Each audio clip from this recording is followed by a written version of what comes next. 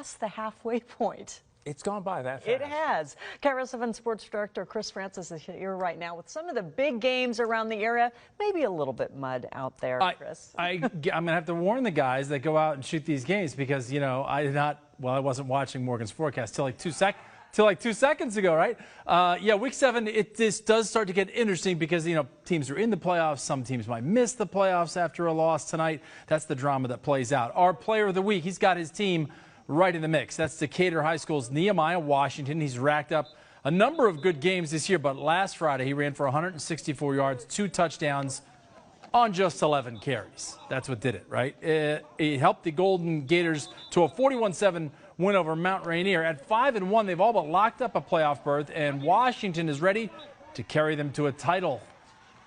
These last couple years, I've been trying to progress my game. My freshman year, I was just a straight ahead back. So going into my sophomore and junior year, I've just been trying to progress and evolve my game. I wouldn't be able to do what I do without those guys up front. So I give all my credit to them. I know all the work they put in through the offseason, and it's paying off for them. So it was something that in our best version of what we thought he could be, relentless with his work ethic. He carried kind of this lineman mentality into what he does as a running back. So if you watch tape and people that do watch tape, they'll see he's like just physically punishing to tacklers. He's got to be, if not the hardest, one of the hardest things to tackle in our league and probably in our area. I feel like those first 2 years, we were just really young teams.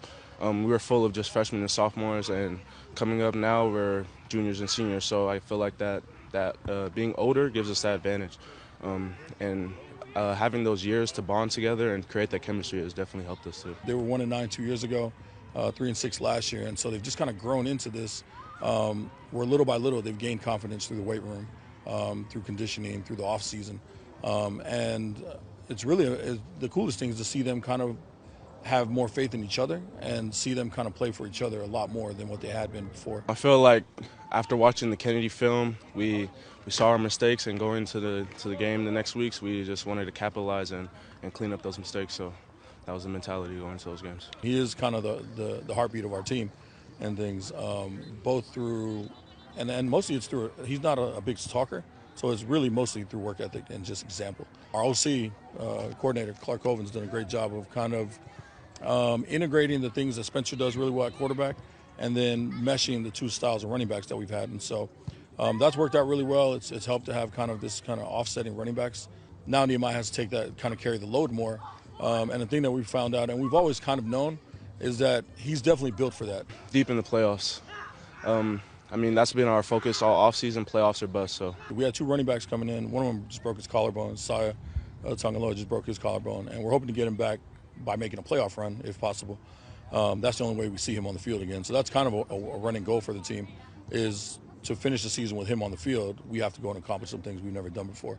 All right, that 5-1 start, the best for Decatur in the last 25 years. They'll face Kentwood tomorrow afternoon. A win will officially get them into the district playoffs. Some of the games we're keeping an eye on tonight. O'Day, it can take control of the Metro League if they get a win over Ballard. Eastlake can do the same thing in Kingco if they beat Mount Si.